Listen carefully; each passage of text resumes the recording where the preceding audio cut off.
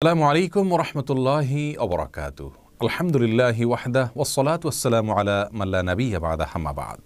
সুপ্রিয় দর্শক শ্রোতা ভাই বোন, আজ আমরা ইসলামের সাংস্কৃতিক সৌন্দর্যের ছোট্ট একটি বিষয় নিয়ে দিক নিয়ে কথা বলতে চাই, আর তা হলো একজন মুসলিম অন্য মুসলিমকে বিদায়ের সময় কি বলা উচিত, কিভাবে বিদায় দেওয়া উচিত। এ বিষয়ে আমাদের প্রিয় নবী সাল্লাল্লাহু আলাইহি সাল্লামের অত্যন্ত সুস্পষ্ট এবং অর্থবহ সুন্নাহ তথা আদর্শ রয়েছে। আমাদের সমাজে সচরাচর দেখা যায় বিদায়ের সময় খোদা হাফেজ, আল্লাহ হাফেজ, ফি আমানিল্লাহ, good bye, bye bye, tata ইত্যাদি বলা হয়ে থাকে। অনেকে হাত নেড়ে বিদায় জানিয়ে থাকেন। বিদায়ের সময় নানা রকমের সংস্কৃতি এবং কালচার আমরা দেখতে পাই। এর মধ্যে থেকে খোদা হাফেজ বলে বিদায় দেওয়ার এই সংস্কৃতি শুরু হয়েছে ইরানে, এরপরে এটার প্রচলন আমাদের ভারত উপমহাদেশে অব্যাহত রয়েছে। এর পাশাপাশি আল্লাহ হাফেজ এই বাক্য বলে বিদায় দেওয়ার প্রচলন ভারত, বাংলাদেশ এবং পাকিস্তানে রয়েছে, অন্য কোথাও এ প্রচলন নেই।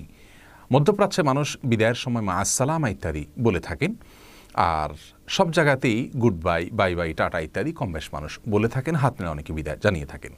প্রিয় নবী সাল্লাল্লাহু আলাইহি সাল্লাম বিদায়ের সময় সালাম দিতেন এবং বিদায় প্রার্থী ব্যক্তির হাত ধরে হাতে হাত মিলিয়ে দীর্ঘ সময় ধরে মুসাফাহা করতেন। সেই সাথে তিনি একটি দোয়া করতেন, তার মানে সালাম দিতেন, মুসাফাহা করতেন এবং দোয়া করতেন বিদায় প্রার্থী ব্যক্তির জন্য।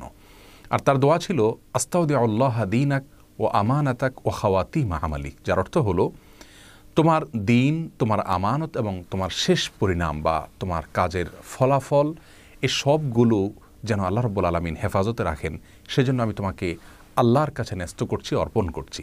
তোমাকে আমি আল্লাহর দায়িত্ব এবং হাওয়ালায় দিচ্ছি, যাতে তোমার দিনদারি, তোমার আমানত এবং তোমার সকল কর্মের ফলাফল এটা যেন ভালো থাকে, সেটা যেন সংরক্ষিত থাকে। তো এই দোয়াটি নবী আলাইহিস সালাম পাঠ করেছেন। আবারও বলছি, আস্তাউদিউল্লাহ দীনাক ও আমানাতাক ও খাওয়াতিমা আমালিক।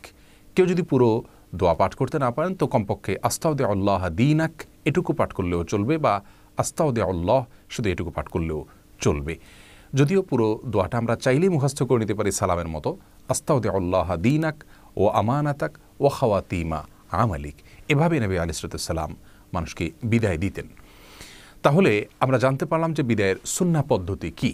খোদা এই শব্দটির মাধ্যমে যদিও আমরা আল্লাহ রাব্বুল আলামিনকে বুঝিয়ে থাকি এবং যুগ যুগ ধরে ওলামায়ে কেরাম এটি ব্যবহার করেছেন, তথাপি এ বিষয়ে কয়েকটি প্রশ্ন রয়েছে। সবচেয়ে বড় কথা হলো আল্লাহ রাব্বুল আলামিনের নামগুলো সব সংরক্ষিত, তাওকীফি। কোরআন এবং হাদিসে শুধু তার যে গুণবাচক নাম বলা হয়েছে, তার বাইরে তার জন্য নতুন কোনো নাম আমরা বলতে পারি না। হ্যাঁ, তার কোনো গুণবাচক নামের অনুবাদ আমরা বলতে পারি। খোদা বা খোদা এটা আল্লাহ রাব্বুল আলামিনের কোনো গুণবাচক নামের অনুবাদ নয়, যার কারণে খোদা না বলে আল্লাহ বলা উচিত। আল্লাহ রাব্বুল আলামিন বলেছেন ওয়ালিল্লাহিল আসমাউল হুসনা ফাদউহু বিহা। আল্লাহ রাব্বুল আলামিনের অনেকগুলো সুন্দর গুণবাচক নাম রয়েছে, সেগুলো দিয়ে আল্লাহকে ডাকো। অতএব খোদা না বলে আমরা আল্লাহ বলবো বা অন্যগুলো বলবো, এটা উত্তম হবে। আর আল্লাহ হাফেজ শব্দের অর্থ হলো আল্লাহ সংরক্ষণকারী, আল্লাহ হেফাজতকারী। অর্থের দিক থেকে এটি সন্দেহাতীতভাবে ভালো। সেই সাথে ফি আমানিল্লাহ এর অর্থ হলো আল্লাহর নিরাপত্তায়, অর্থাৎ আল্লাহর নিরাপত্তায় তোমাকে দিয়েছি। এই কথাগুলো ভালো, মৌলিকভাবে মন্দ কিছু নয়। তবে একজন মুসলিম তার প্রতিটি চলনে বলনে উঠা বসায় যদি নবী আলাইহিস সালামের সুন্নাহকে, তার বাতানো পদ্ধতিকে অবলম্বন করে কাজটা করেন, তাহলে সেটি ইবাদতে পরিগণিত হয়। অতএব আল্লাহ হাফেজ বলা বা ফি আমানিল্লাহ বলে বিদায় দেওয়া এটি জায়েজ, কিন্তু উত্তম হলো সুন্নাহসম্মতভাবে বিদায় দিয়ে আস্তাউদিউল্লাহ দীনাক বলা। আল্লাহ তাআলা আমাদের সকলকে প্রতিটি কাজে নবী আলাইহিস সালামের সুন্নাহকে প্রতিপালন করার তৌফিক দান করুন। আসসালামু আলাইকুম ওয়া রাহমাতুল্লাহি ওয়া বারাকাতুহু।